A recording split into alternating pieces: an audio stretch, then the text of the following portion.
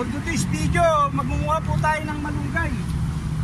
Ito po yung malunggay. Ang malunggay po, napakasustansya yan sa ating katawan. Kaya huwag natin kalimutang kumain at magsahog sa gula ng malunggay sa isda.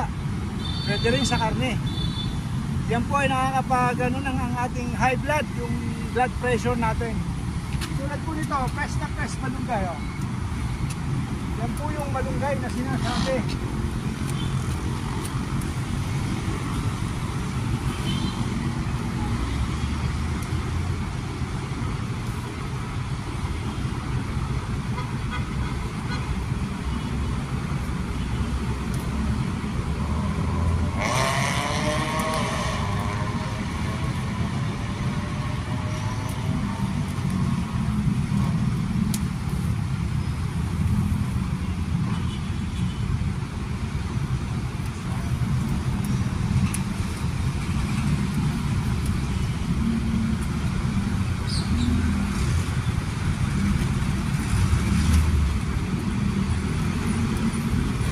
Malunggay, oh.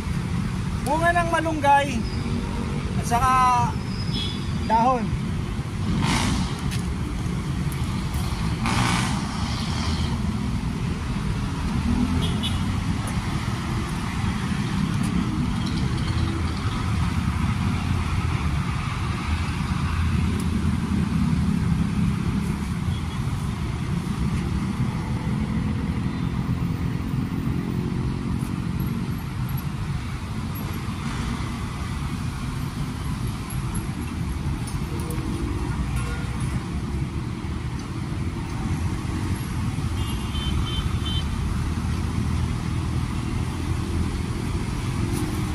Ayan mga kapogi, oh.